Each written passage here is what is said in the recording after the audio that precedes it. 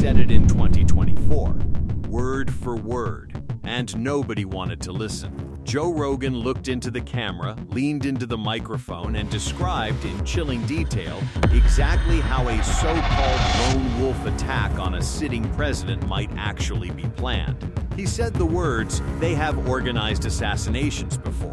He said if you're a shadowy intelligence agency, you find kids like this. That's your moneymaker. People called him paranoid. They called him a conspiracy theorist. They called him crazy.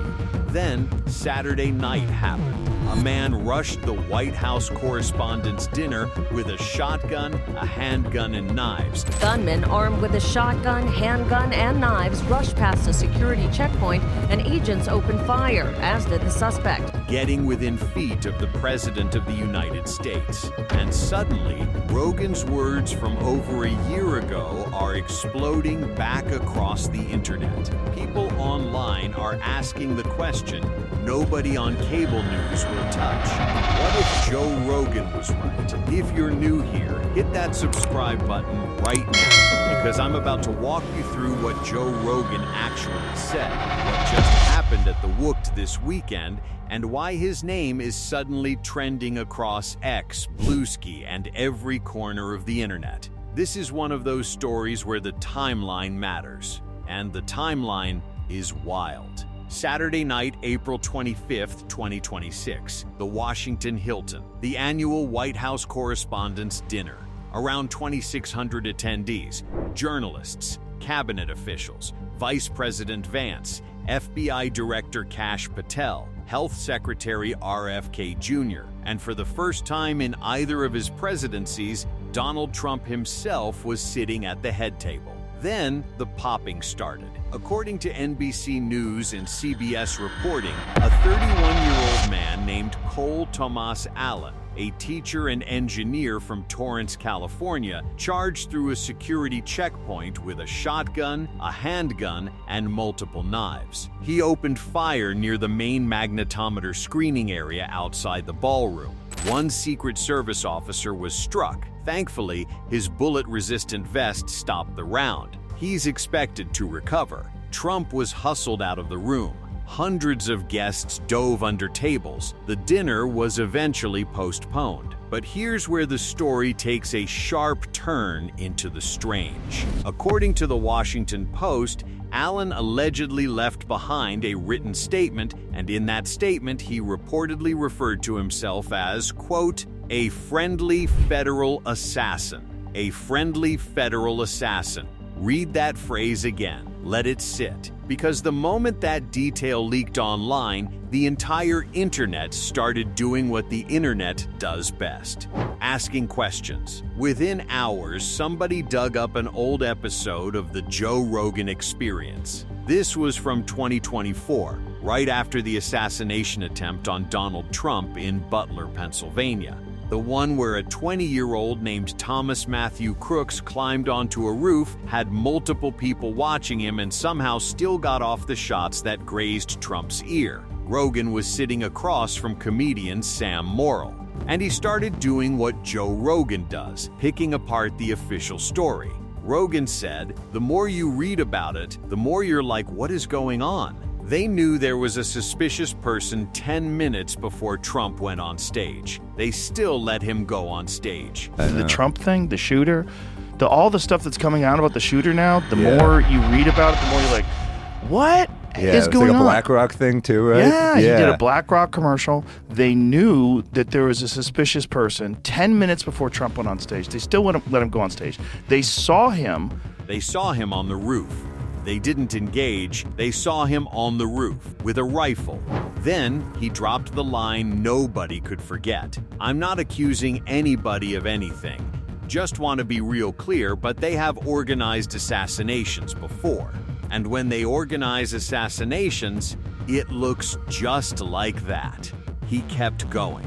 Why do you think this keeps happening to you? Well, you know, I've studied assassinations, and I must tell you, the most impactful people, the people that do the most, you take a look at the people, Abraham Lincoln, I mean, you go through the people that have gone through this where they got him.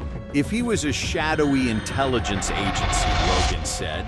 Look, intelligence agencies have always infiltrated shady groups, and for a good reason. I mean, like, this is my argument about what people are saying, all these feds that instigated January 6th. I'm sure they did. But also, you would want, like, legitimate good intelligence agents on the ground January 6th. He'd find kids who had nothing going on in life, kids whose dads were alcoholics, kids whose moms were addicts, kids who felt invisible. He said you mentor them, you befriend them, you make them feel important, you whisper in their ear, you could help America, you could be one of us. That's how you make what he called a moneymaker. That's how you do it. Now, Rogan was careful. He added disclaimers. He wasn't accusing anybody. He was just asking questions out loud. But people online, right now, they are not asking quietly anymore. According to fact checkers and media watchdogs, within hours of the Wicht shooting, conspiracy theories were spreading across Bluesky and X at unprecedented speed. On Bluesky, users started posting one word over and over again, the exact same word that trended after Butler. On X, others started circulating claims that the shooting was timed to boost Trump's approval ratings, which have reportedly slipped in recent weeks. Others connected it to the controversial White House ballroom construction project, currently the subject of a lawsuit from the National Trust for Historic Preservation. And here's where it gets really uncomfortable. CNN reports that within hours of the shooting, the Trump administration sent a letter to those preservationists telling them their lawsuit, quote, serves no purpose, citing the Wicht attack as proof the East Wing needs replacing.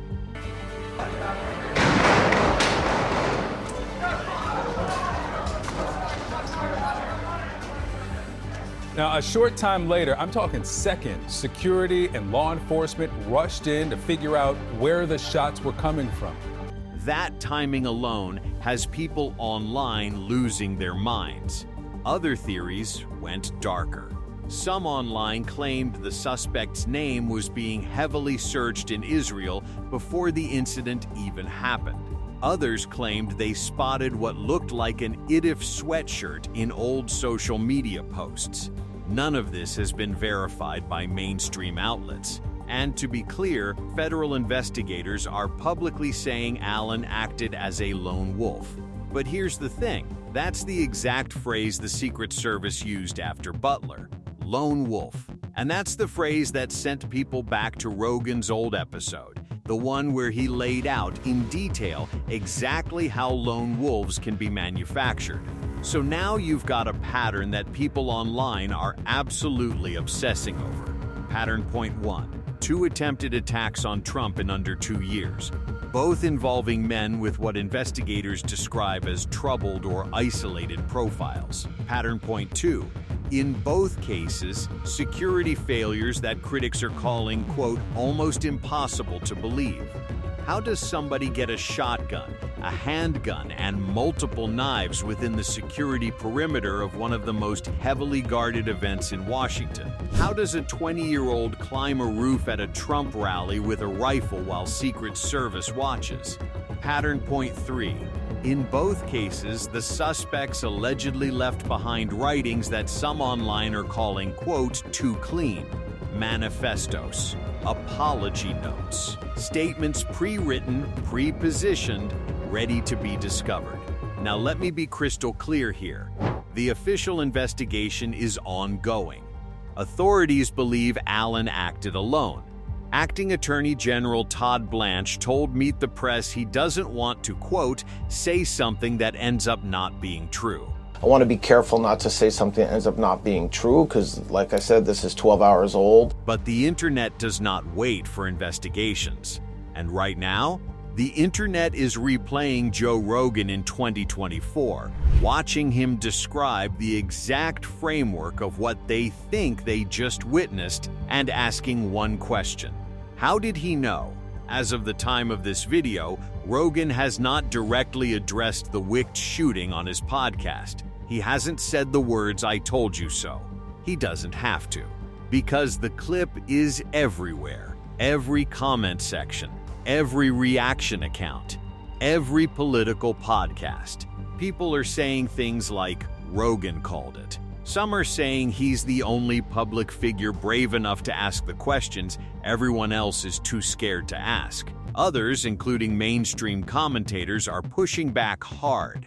They say recirculating these theories is dangerous, that it disrespects the Secret Service officer who was shot, that it gives oxygen to narratives that don't deserve oxygen.